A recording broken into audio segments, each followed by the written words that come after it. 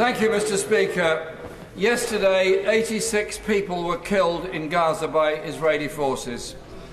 A further 56 were shot dead whilst queuing for food to try to sustain themselves under the occupation of the Israeli forces.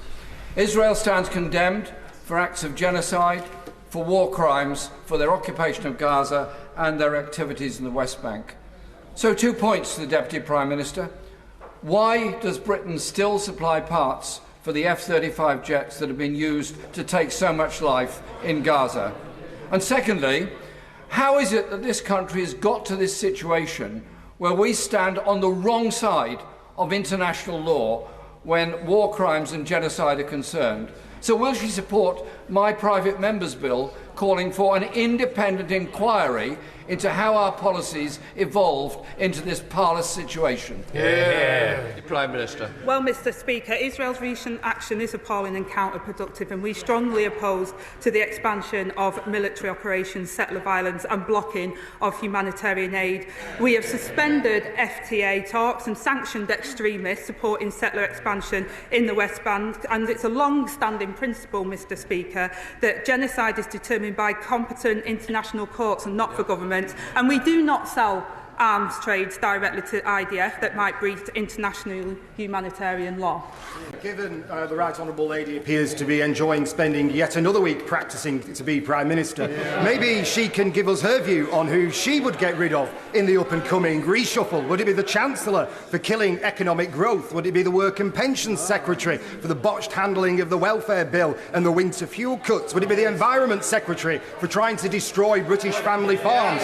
Would it be the Foreign Secretary for giving away British sovereign territory and paying billions to rent it back?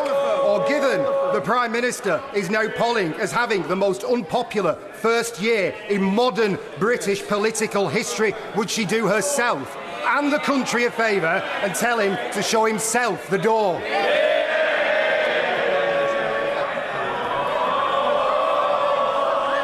Mr. Speaker, maybe he wants to go next week because it's been...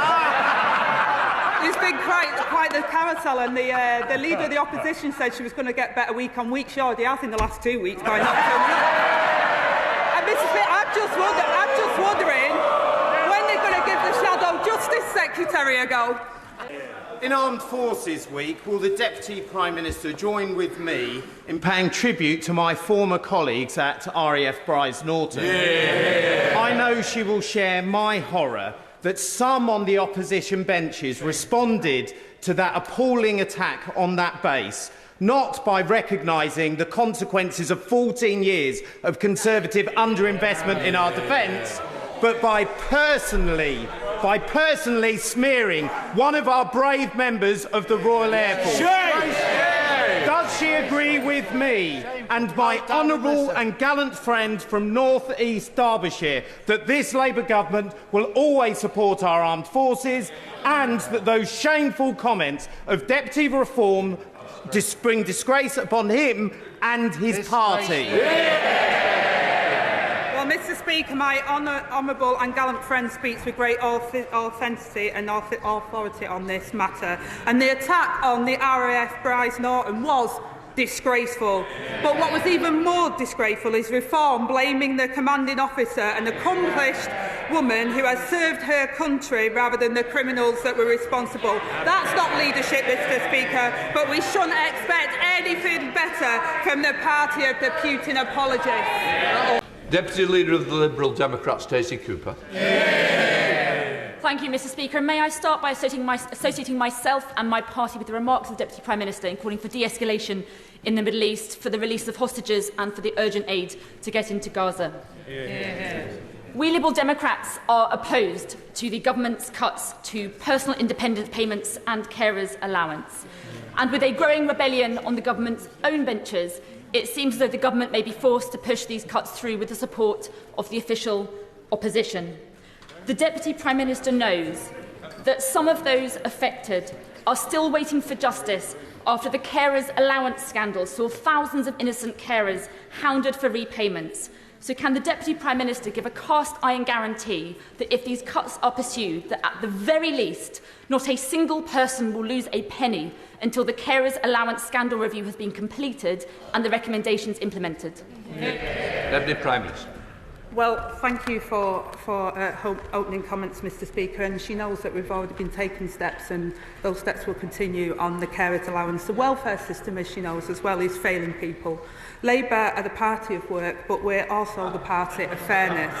That's why our bill will deliver the largest permanent real terms increase to basic out-of-work support since the 1980s, invest in tailored employment support so that people can try work safely, Mr Speaker, and to ensure that those that can never work are properly supported. Stacey Cooper. Thank you, Mr Speaker. It's disappointing that the Deputy Prime Minister couldn't give that cast-iron guarantee, but if the Government does pursue this bill next week, then we will pursue this matter on behalf of carers. Mr Speaker, given the reports that the Government is giving a green light to President Trump's demands for a state visit to be brought forward to September, does the Deputy Prime Minister agree that the UK should urgently convene talks with the White House in advance of that state visit in order to leverage that state visit to secure US guarantees for Ukraine, including the use of frozen Russian assets, and to secure a joint UK-US message to Putin that together our two countries will not let Putin win his illegal war? Deputy Prime Minister. Well, I say, Mr Speaker, the UK Government is always in discussions, negotiations and talks with our US counterparts. We're really pleased that the US President is coming for a second state visit, and we will continue to welcome in that vein, and we'll continue to have those discussions. Deputy Abraham. Thank you, Mr Speaker. Mr Speaker, it is a pleasure to stand opposite the Right Honourable Lady. Despite what many may think, we have a great deal in common, not least that we both viscerally disagree with the Chancellor's tax policies. And it is great to see the Right Honourable Lady standing in temporarily for the Prime Minister for the second week running, although I know there are many sitting behind her who wish this was a permanent arrangement. Indeed, Mr Speaker, you will find many of their names amongst the 122 who have signed up to oppose the government's welfare bill. They say that the bill is dangerously rushed and ill thought through. So can the Right Honourable Lady explain why she thinks that she is right and 122 of her own colleagues are wrong? Deputy Prime Minister. Well, first of all, Mr Speaker, it's nice to face the latest wannabe at the dispatch box. I'll tell the Right Honourable member why we're pressing ahead with our reforms, and that is because we're investing £1 billion into tailored employment support, a right to try to help more people back into work, and ending reassessments for the most severely disabled who will never be able to work. Mr Speaker, we won't walk away and stand by and abandon millions of people trapped in the failing system, left behind by him and his colleagues.